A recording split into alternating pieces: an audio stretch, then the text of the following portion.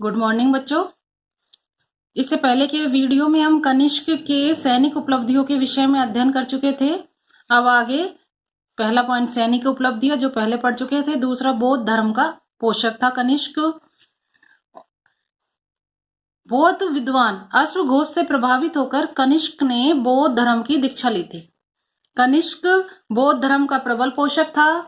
कनिष्क को बौद्ध धर्म के संरक्षक के कारण ही दूसरा अशोक भी कहा जाता है। जिस प्रकार अशोक ने बौद्ध धर्म का संरक्षण किया था और अशोक के समय दूसरी बौद्ध संगति हुई थी, इसी तरह कनिष्क के समय चौथी बौद्ध संगति का आयोजन हुआ था। उसने बौद्ध धर्म को राजश्रय प्रदान कर कनिष्कपुर, पुरुषपुर, मथुरा व तक्षशिला में स्तूप और विहार बनवाए। उसने विदेशों में बौद्ध धर्म के प्रचार के लिए बौद्ध भिक्षुओं को मध्य एशिया, चीन, तिब्बत, जापान आदि देशों में भेजा। कनिष्क ने कश्मीर के कुंडल वन में चतुर्थ बौद्ध संगति का आयोजन भी किया था, जिसके अध्यक्ष थे वसुमित्र और उपाध्यक्ष थे अश्वघोष। इसके अलावा कनिष्क अन्य धर्मों का भी आदर किया था और धार्मिक सहिष्णुता की नीति का पालन किया था। बौद्ध धर्म अपनाने से पूर्व कनिष्क क्रमशः ईरानी, यूनानी और हिंदू देवताओं में विश्वास करता था। इसका प्रमाण यह है कि कनिष्क के जो प्रारंभिक सिक्के हैं उनमें ईरानी देवता मिहिर, अग्नि, अहुर मजदा, यूनानी देवताओं, हिंदू देवताओं सूर्य, चंद्र, शिव आदि के चित्र मिलते हैं। कला के क्षेत्र में कनिष्क के समय कनिष्क महान विजेता, कला प्रेमी था, किंतु उसकी सर्वाधिक देन मूर्ति कला के क्षेत्र में थी। उसने अनेक स्तूप, विहार और स्तूप विहार का निर्माण करवाया। तक्षशिला में सिरमुख नगर, कश्मीर में कनिष्कपुर नगर भी बसाया था। मूर्ति निर्माण के क्षेत्र में कनिष्क के समय 3 विभिन्न केंद्रों पर 3 प्रमुख शैलियों का विकास हुआ: मथुरा शैली, अमरावती शैली और गांधार शैली। ये जो गांधार शैली है उसमें यूनानी प्रभाव था मूर्तियां बनाने में, तो इसलिए इसे इंडो ग्रीक या ग्रीको बुद्धिस्ट या हिंद यूनानी कला भी कहा जाता है। साहित्य के क्षेत्र में कनिष्क के समय में कनिष्क स्वयं भी उच्च कोटि का विद्वान था और उसकी राजसभा में अनेक उच्च कोटि के विद्वान रहते थे, जैसे दार्शनिक, वैज्ञानिक, साहित्यकार रहते थे। इसमें अश्वघोष, वसुमित्र, नागार्जुन, चरक भी थे। अश्वघोष ने संस्कृत में बुद्ध चरित, सौदरानंद महाकाव्य, सूत्र अलंकार और सारीपुत्र प्रकरण की रचना की। बच्चों ये जो पुस्तकें हैं वो बिल्कुल अच्छी तरह याद रखनी है छोटे क्वेश्चनों के लिए कि अश्वघोष ने कौन कौन सी पुस्तकों की रचना की। बुद्ध चरित्र, दोबारा से देखिए, बुद्ध चरित्र, सौदरानंद महाकाव्य, सूत्र अलंकार और सारीपुत्र प्रकरण। इसके अलावा देखिए नागार्जुन थे, वो दार्शनिक और वैज्ञानिक थे और इन्होंने सापेक्षवाद और शून्यवाद के सिद्धांत का प्रतिपादन किया। तो ये भी छोटे प्रश्नों के लिए अच्छी तरह याद करना है कि नागार्जुन ने सापेक्षवाद और शून्यवाद के सिद्धांत का प्रतिपादन किया और इनकी पुस्तक थी माध्यमी का सूत्र, जिसमें सापेक्षवाद का प्रवर्तन कहा जाता है और इसी कारण नागार्जुन को भारतीय आइंस्टीन भी कहा जाता है। और कनिष्क के ही दरबार में चरक और सुश्रुत भी रहते थे। चरक ने आयुर्वेद का ग्रंथ चरक संहिता की रचना की है। इसके अलावा वसुमित्र, पार्श और संरक्षक अन्य विद्वान थे और जो ये विद्वान हैं उनको अच्छी तरह याद रखना है कौन कौन से विद्वान थे कनिष्क के दरबार में: अश्वघोष, नागार्जुन और चरक, वसुमित्र, पार्श्व और संरक्षक आदि। और हमें पता है ये अश्वघोष वही है जब पाटलिपुत्र पर आक्रमण किया कनिष्क ने, तो वहां से अश्वघोष को वो खुद लेकर के आया था। कनिष्क महान निर्माता भी था।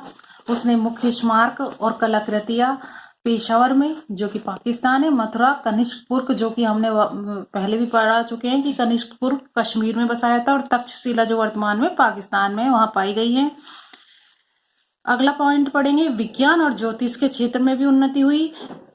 कनिष्क का दरबार विद्वानों, दार्शनिक, वैज्ञानिकों का पोषक था। ये हमने पूर्व में भी बता चुके हैं। चरक और सुश्रुत महान चिकित्सक और आयुर्वेदाचार्य हुए थे।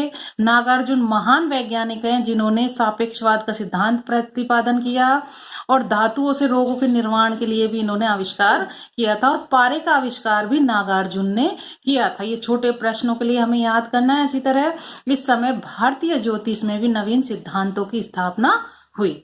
अगला पढ़ेंगे गांधार कला।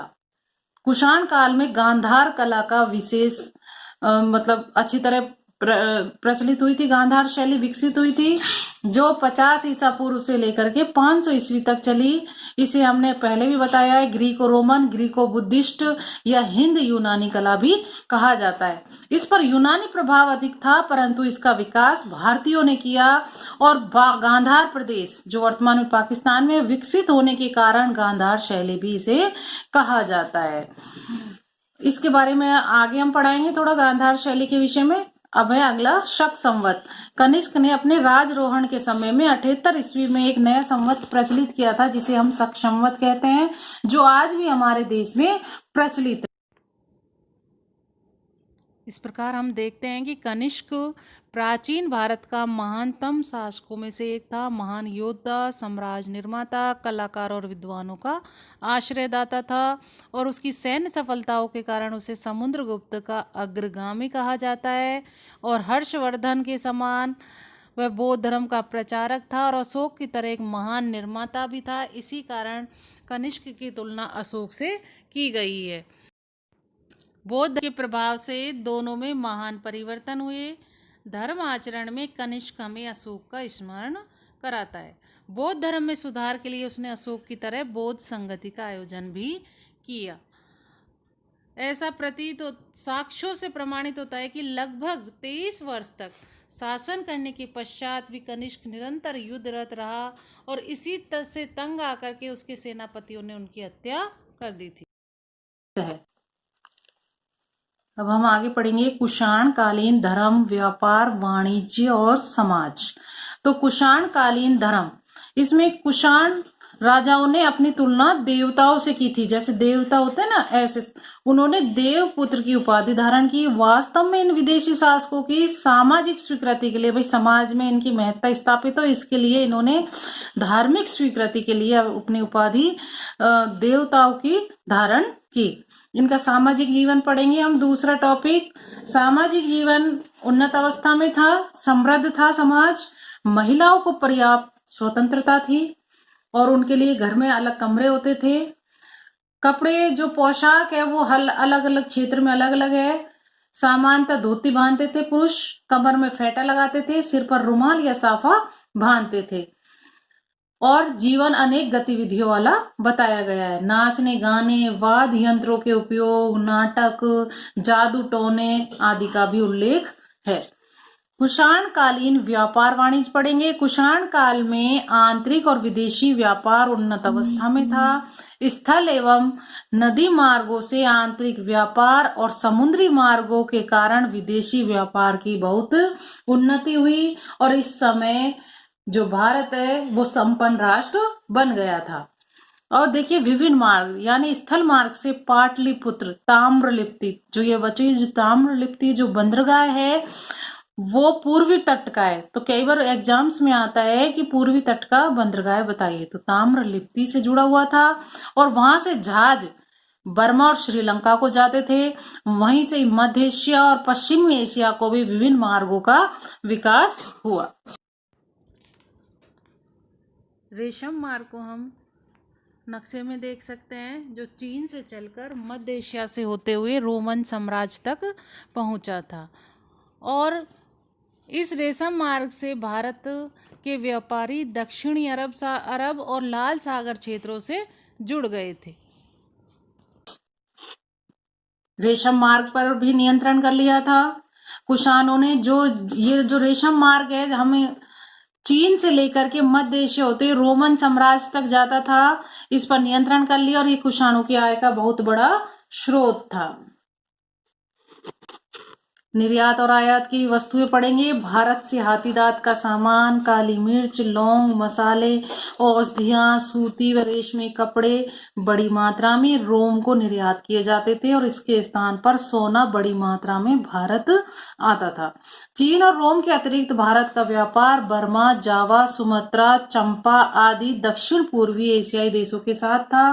तो इस प्रकार हम कह सकते हैं कि मौर्य साम्राज्य के पतन के पश्चात पहली बार एक विशाल साम्राज्य बना, जिसमें न केवल समस्त उत्तरी भारत ही सम्मिलित था बल्कि उसके बाहर के कई प्रदेश भी सम्मिलित थे जो मध्य एशिया तक फैले थे। इस प्रकार भारत बाहर की दुनिया के साथ घनिष्ठ संपर्क में आया।